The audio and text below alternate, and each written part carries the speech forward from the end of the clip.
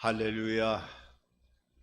저는 오늘 우리가 함께한 이 빌립보서 4장 6절에서 7절까지의 말씀을 근거로 해서 아무것도 염려하지 말고라고 하는 제목을 가지고 오늘 생명의 교제를 이루어 나가기를 소망합니다.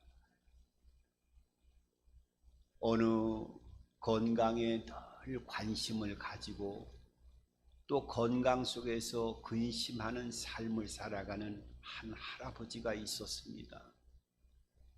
이분은 건강에 대해서 얼마나 관심을 많이 갖고 있었는지 아침에 눈을 뜨기만 하면 혈압기부터 먼저 찾아가지고 혈압을 재보고 또 손끝에 체열을 통해서 혈당을 재어보고 그러면서 모든 하루의 일과가 시작되어지는 그런 삶을 살아가는 할아버지였습니다.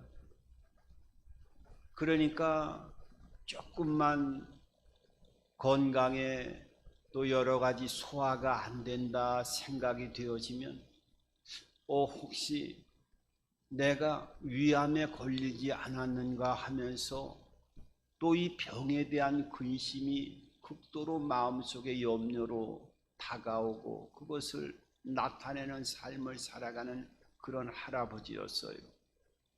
머리가 조금만 아프고 통증이 와도 혹시나 내가 뇌에 종양이나 나지 않았는가 이렇게 근심을 하는 사람이었어요.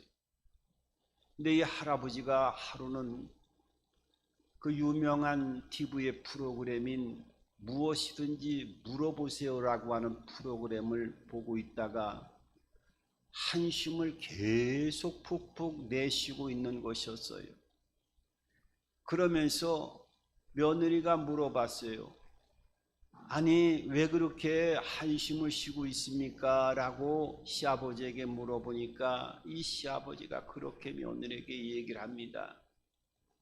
며느리야, 내가 지금 저기에서 말하는 병의 증세가 내 몸의 증세하고 아주 똑같은 것 같구나. 내가 아주 큰 중병에 걸린 것 같구나. 이렇게 얘기를 하니까 며느리가 부엌에서 일을 하다가 그 병이 뭔가 해가지고 시아버지 옆에 와서 그 프로그램을 보게 되어졌어요. 그런데 그때 이제 프로그램이 마무리가 되면서 그 아나운서가 그렇게 마무리하는 것이었어요. 지금까지 자궁암에 대해서 알려드렸습니다. 이렇게 아나운서가 마무리를 하더라는 거예요. 우리가 삶을 살아가면서 여러 가지 근심 걱정을 많이 하게 됩니다. 사람이 이 땅을 살아가면서 근심 걱정을 하지 않는 사람은 아마 아무도 없으리라 생각을 해보게 됩니다. 기본적으로 의식주에 대해서 근심과 또 염려를 하면서 삶을 살아가고 또 가족들에 대해서 여러 가지 염려를 합니다. 또 대인관계에 의해서 여러 가지 부족한 부분 또 상처받은 부분이 있으면 또 앞으로 어떤 관계를 이루어 나갈까 염려를 하게 되어지죠. 그것뿐만 아니라 자녀의 문제도 염려를 하게 되어지고 또 직장 또 사업장을 갖고 있는 사람은 아침부터 저녁까지 그 일에 대해서 걱정과 염려를 하면서 삶의 모든 시간들을 살아갑니다. 또 어떤 분은 병원에서 건강에 대해서 걱정을 하고 또 죽음에 대해서도 끊임없이 걱정과 염려 속에서 하루하루의 삶을 살아가는 그런 많은 모습들을 보게 되어집니다.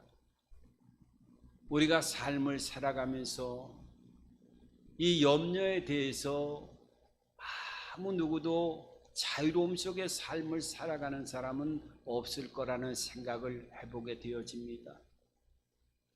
오늘 성경에 있는 말씀도 그 염려는 우리의 삶 가운데 다가온다 할지라도 그 염려를 해결할 수 있는 방법에 대해서 말씀하고 있고, 이 염려가 얼마나 사람의 몸에 좋지 아니한 것인가에 대해서도 여러 다각도로 성경은 전반적으로 하나님의 백성들에게 말씀하고, 그 염려나 근심을 잘 이겨나가야 된다고 하는 것을 말씀하고 있지요. 오늘도 아무것도 염려하지 말고 오직 기도와 간구로 너의 구할 것을 감사함으로 구할 때 모든 지각에 뛰어난 하나님의 평강이 그리스도 예수 안에서 내 마음과 생각을 지킬 것이라고 하시면서, 이 염려는 누구나 예외 없이 다가오는 것이지만은 염려가 다가올 때 염려를 해결할 수 있는 방법에 대해서 하나님이 그 해답을 제시하고 있고, 염려를 능히 이겨나갈 수 있는 방법에 대해서도 오늘 하나님께서 말씀하고 계시는 것을 보게 됩니다. 오늘 아무것도 염려하지 말라고 하는 이 염려라고 하는 말은 성경 원문을 보게 되어지면은 이 메린나우라고 하는 이 염려의 뜻은 쪼갠다, 나눈다라고 하는 의미를 가지고 있어요. 그러니까 염려라고 하는 것은 마음속에 들어오게 되어지면 어떻게 해요?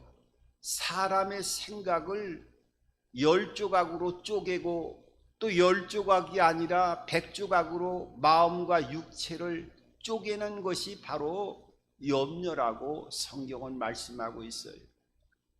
우리가 어떤 일을 해나갈 때 하나로 집중해도 힘이 들 터인데 마음이 10조각으로 나누게 되어지고 100조각으로 쪼개지게 되어진다고 하면 우리의 삶 자체는 피폐함으로 진정한 복된 삶을 살아갈 수 없게 되어진다고 하는 것은 당연지사가 아닌가 하는 생각을 우리는 경험적으로 또 모든 삶의 정황을 통해서 체험하게 되어집니다. 그래서 심령의 근심은 어떻게 해요? 성경에 보니까 뼈를 마르게 한대요. 우리가 염려를 하게 되어지면 육체를 쪼개는 역사가 나타나잖아요. 사람이 근심을 하게 되어지면 또 마음에 여러 가지 자율신경을 파괴하게 되어지고, 그 자율신경이 나눠지게 되어지면 제대로 작동하지 아니하면 서서히 소화가 되지 않기 시작하면서 또 밥맛이 없어지기 시작하고, 또 그런 과정이 계속 지속되다 보면 오장육부의 기능이 한쪽에서 비틀어지기 시작하면서 병이 자리 잡기 시작하면서 여러 가지 몸에 육체적으로도 금이 가게 되어지는 모습을 보게 되어집니다.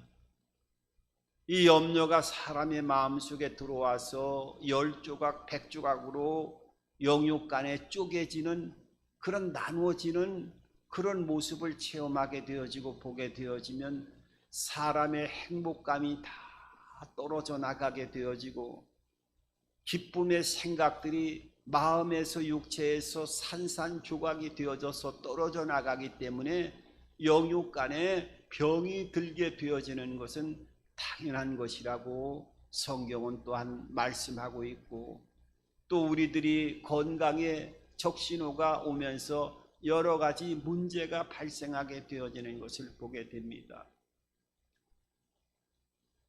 우스갯소리로 사탄의 무기 중에서 제일 강력한 무기가 바로 염려라고 하는 무기라고 우리가 표현하기도 합니다마는, 다른 무기들도 수없이 가지고 인간을 공격하지만 이 염려라고 하는 사탄이 가지고 있는 가장 강력한 중요한 무기는 한 번도 실패한 적이 없다라고 표현할 정도로 어둠의 세력이 인간을 공격할 때 가장 치명적인 공격의 무기가 바로 염려라고 하는 무기를 가지고 인간을 괴롭히고 사람을 파괴한다는 거예요. 실제적으로도 우리가 2차 세계대전 때 전 세계가 전쟁으로 몸살을 앓으면서 얼마나 많은 사람들이 죽어갔습니까? 2차 세계대전 때 미국에서 그 수치를 보니까 전쟁에 나가서 죽은 그 사망자를 보니까 공식적으로 40만 명이 약간 넘는 것을 보게 되어집니다.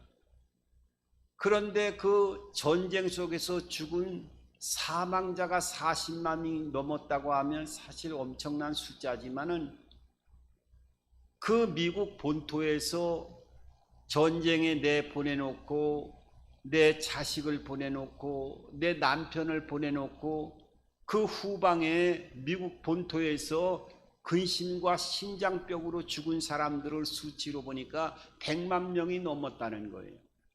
그러니까 이 염려 근심이 마음에 들어오면 심장을 찢어버리고 사람이 사망에 이르게 하는 이런 치명적인 병이 되어진다고 하는 것을 우리가 삶의 모든 여러 가지 통계상으로도 살펴볼 수가 있는 것을 보게 됩니다.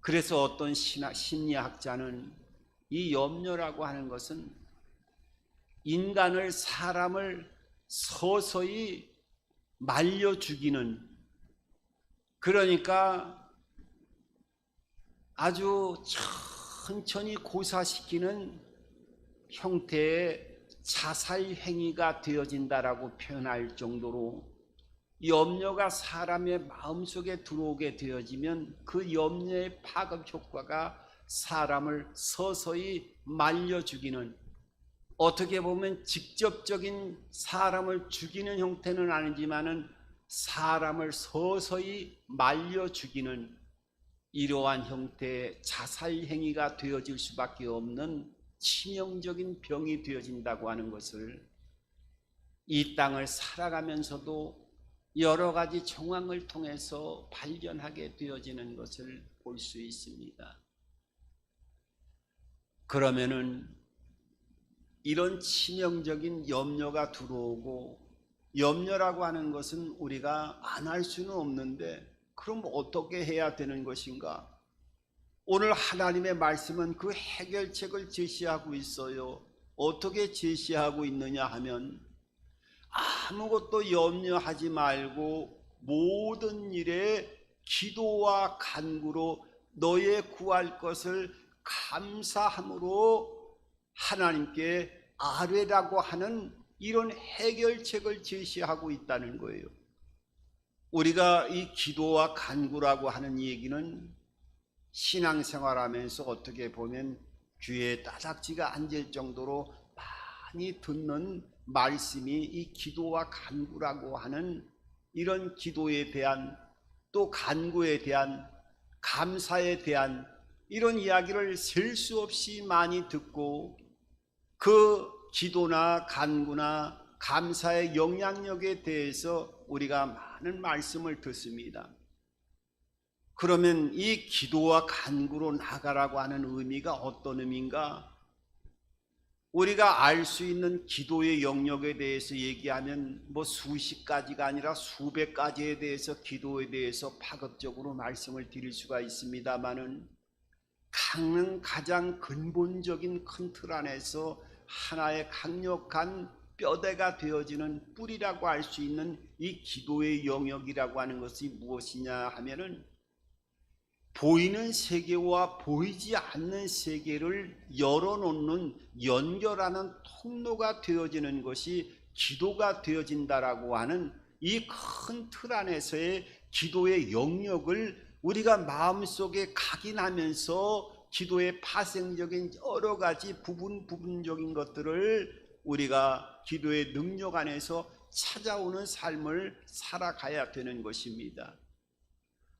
여러분, 보이지 않는 영역에는 어마어마한 하나님의 예비된 축복이 있고, 하나님은 보이는 세계도 창조하셨고 보이지 않는 세계도 창조하셨고, 하나님은 보이지 않는 영이시라고 말씀하시고, 사람의 육체는 보이는 세계밖에 볼 수 없지만은 보이지 않는 영역에 하나님이 창조하신 그 보이지 않는 영역에서 임하여지고 나타나는 측량할 수 없는 기이한 셀 수 없는 은혜와 축복이 있는데 그 은혜와 축복을 보이지 않는 세계에서 보이는 세계로 그 현상을 나타내게 하려고 하면 기도라고 하는 영과 육을 연결하는 통로를 통해서만이 보이지 않는 세계에서 그 놀라운 축복을 한 부분이라도 보이는 세계로 끌어내릴 수 있기 때문에 성경은 끊임없이 기도해야 된다,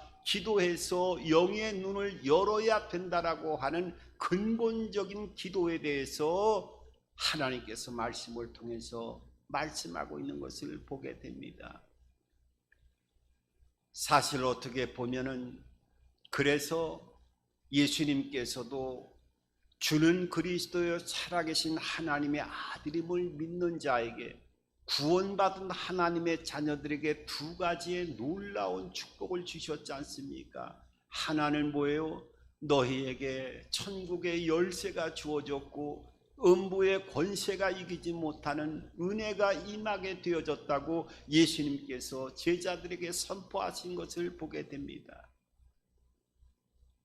천국의 열쇠라고 하는 것은 단순한 열쇠가 아니라 그 천국의 개념은 보이지 않는 세계에 대해서 이 천국에 우리가 인간이 생각하는 가장 좋은 단어로 표현된 이 천국에 대한 비밀, 보이지 않는 영적인 세계에 하나님이 측량할 수 없는 보화가 숨겨져 있는데 그 보화를 캐낼 수 있는 방법은 기도라고 하는 통로로 보이지 않는 세계로 사닥다리가 연결이 되어질 때 그 보이지 않는 세계에 대한 놀라운 은혜와 은총의 한 부분이 보이는 세계로 나타날 수 있다라고 하는 기도의 비밀을 말씀하시는 거예요.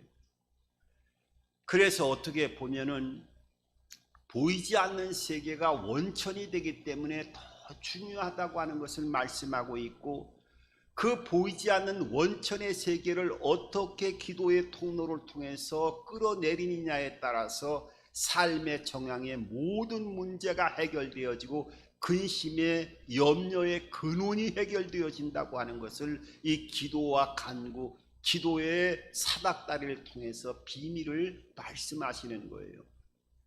성경에 보면은 야곱이라고 하는 사람이 그 야복 강가에서 절망적인 하나님 앞에 형 에서의 자기를 죽이고자 하는 두려움 속에서 하나님 앞에 기도하면서 그 근본적인 문제가 해결되어지는 모습을 보게 되어져요. 야곱은요, 금이 환약하면서 양떼와 소떼가 끝없이 펼쳐지는 풍요로운 모든 얻을 것을 얻어서 고향으로 돌아가는 과정이었지만은 그의 마음속에는 형 에서가 군사를 통해서 자기를 죽이려고 한다는 것을 끊임없이 여러 경로를 통해서 알고 있었고, 항상 마음속에서는 형 에서에 대한 죽음에 대한 그리움이 마음속에 자리 잡고 있었던 사람이었어요. 그게 단순하게 고향으로 돌아갈 때만 생각났을까요? 아닙니다. 형 에서를 피해서 삼촌의 집으로 갈 때까지 그 돌아오는 시간에 한 20여 년 동안을 삶을 살아가면서 먼 타국에서 계속적으로 그 근심과 죽음에 대한 염려와 두려움이 야곱의 마음을 지배했던 그런 흔적들을 보게 되어지는 거예요. 야곱이 하나님 앞에 그 환도뼈가 부러지는 그러한 하나님과의 관계를 통해서 기도하고 천사와 씨름하는 이 과정을 통해서 문제의 근본이 해결되어졌지요. 20여 년 동안에 그 절망적인 염려와 근심이 떠나가고 해결되는 모습이 보게 되어져요. 그러니까 이 기도의 영역이라고 하는 것은 보이지 않는 세계에 어떤 문이 열려지면 보이는 세계에 20여 년 동안 근심했던 야곱의 문제가 근본적으로 기도의 통로가 온전히 연결되어질 때 그 역사가 나타나는 것을 보게 되어져요. 여러분, 성경에 다니엘이라고 하는 사람 보십시오. 이 다니엘이라고 하는 사람은 왕의 도장이 찍힌 것을 알고 사자굴 속에 사자의 밥이 된다고 하는 것도 다 인식하고 그것을 법으로 알고 있음에도 불구하고 평소에 하던 대로 예루살렘을 향하여 창문을 열고 하루에 3번씩 기도했다고 말씀하고 있어요. 그럴 때 어떤 역사가 나타났나요? 눈으로 보이는 현상은 다니엘은 사자굴에 들어갈 수밖에 없는 운명적인 환경이었어요. 그거는 누구나 다 인정할 수밖에 없었고 왕이라 할지라도 그 도장으로 어인의 도장을 찍었을 경우에는 왕도 변혁할 수 없는 그때의 법이 있었기 때문에 이걸 돌이킬 수가 없는 것이었고 그것은 당연히 사자굴 속에 들어갈 수밖에 없는 상황이었지만은 어떻게 됐습니까?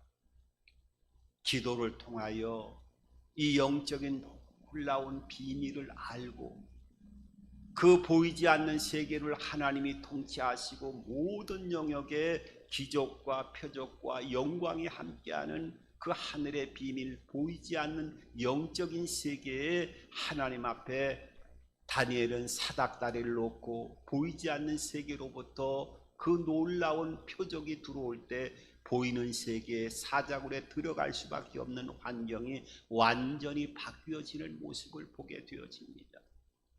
여러분, 기도와 간구로 이 영적인 세계를 연결하는 통로를 오늘 이 기도와 간구로 청원하라고 말씀하고 있습니다.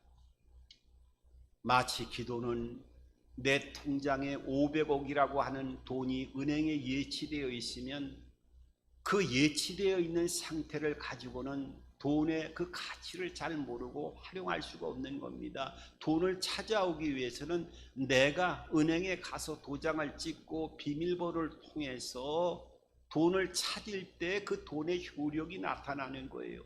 기도라고 하는 것은 이런 영적인 세계에 은행에 500억의 돈을 인출하기 위해서 가는 그 모든 과정이 기도라고 하는 것을 우리들에게 여러 가지 모습을 통해서 보여주고 있어요. 오늘 이 영적인 세계를 열어가고 거기에 대한 확신을 가질 때 감사는 확실하게 사람의 마음속에 다가올 수 있기 때문에 오늘 기도와 간구로 이 기도와 간구가 어떤 기도와 간구로 영적인 세계를 확실하게 열었느냐 열었지 않느냐를 판가름할 수 있는 것이 바로 뒤에 나오는 감사라고 하는 단어를 통해서 우리들에게 말씀하고 있어요. 이 감사는요, 어떻게 해요?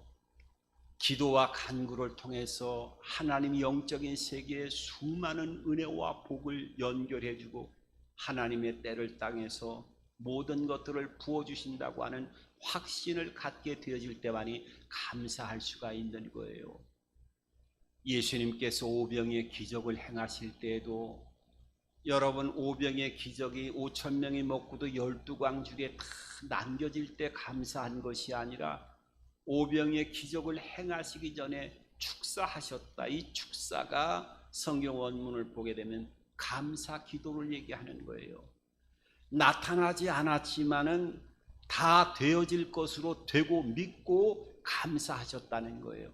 이거는 예수님은 하나님 중에 한 분이셨기 때문에, 본체시기 때문에 하늘의 영적인 세계에 대한 모든 것들을 보고 알고 계셨기 때문에 기도의 통로를 통해서 영적인 세계의 문을 열었을 경우에는 거기서부터 문제가 해결되어지면 눈으로 보이는 현상은 다 해결되어진다라고 하는 확신을 가졌기 때문에 감사할 수 있었다고 하는 것을 성경은 말씀하고 있는 것입니다. 오늘 아무것도 염려하지 말고 오직 기도와 간구로 감사함으로 하나님께 아뢰일 때 어떻게 해요? 모든 지각에 뛰어난 하나님의 평강이 그리스도 예수 안에서 내 마음과 생각을 지킬 것이라고 말씀하고 있어요. 그러니까 염려와 근심이 다가올 때 기도와 간구로 감사함으로 하나님께서 역사하실 때 바로 응답을 주는 경우도 있지만은 응답이 안 올 때도 많이 있어요. 하지만 하나님께서 뭐라고 말씀하고 있어요? 응답을 주시고 해결해 주실 것이라고 말씀하신 것이 아니라 모든 지각에 뛰어난 하나님의 평강이 그리스도 예수 안에서 내 마음과 생각을 지킬 것이라고 말씀하고 있어요. 여러분, 응답이 올 때까지 마음과 생각을 지키게 해 주시겠다는 거예요. 이것이 하나님께서 주시는 분명한 응답이고 역사하심을 우리가 말씀을 통해서 깨닫고 믿음으로 받아들여야 돼요. 우리의 삶 속에 많은 여러 가지 어려운 일들이 있어도 우리가 더 큰 어려운 일이 일 때 작은 염려는 다 사라지는 것을 우리가 삶의 영역에서 체험하지요. 어떤 어머니가 그 늦게 외아들을 낳게 되는데 아들 하나만 돼도 얼마나 아들이 잘 되기를 소망하면서 열심과 전심으로 키웠는지 몰라요. 근데 아들이 그 외아들이기 때문에 어머니의 그 기대 가운데 잘 자라는 것이 아니라 공부도 못하는 것이 아니라 뿐만 아니라 또 사고도 많이 치고 사고 치면서 공부도 못하고 하니까 얼마나 마음이 아팠겠습니까? 그런데 어느 날 아이가 아파서 그 병원에 가보니까 이 아이에게 큰 중병이 걸린 것을 알게 되어졌어요. 그리고 나서 이 어머니가 생각을 바꾸게 되어졌습니다.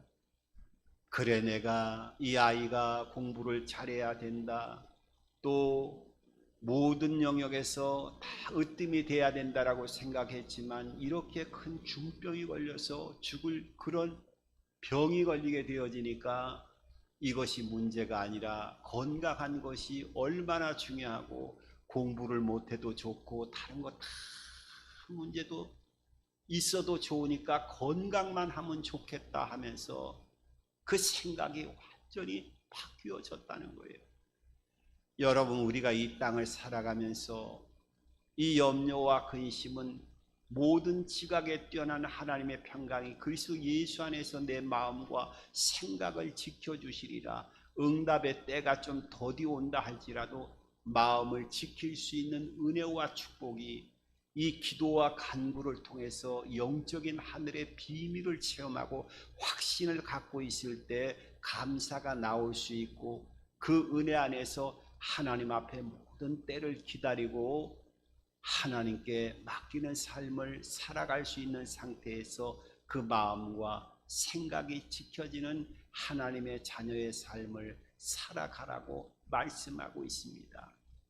마지막으로 저는 이 여러 가지 하나님 말씀 가운데에도 어려운 일이 다가올 때 이 시편 55편 22절의 말씀이 늘 마음속에 다가옵니다. 그 시편 55편 22절에는 어떤 말씀이 있느냐 하면 내 짐을 여호와께 맡기라. 그가 너를 붙드시고 의인의 요동함을 영원히 허락하지 아니하시리로다. 아멘.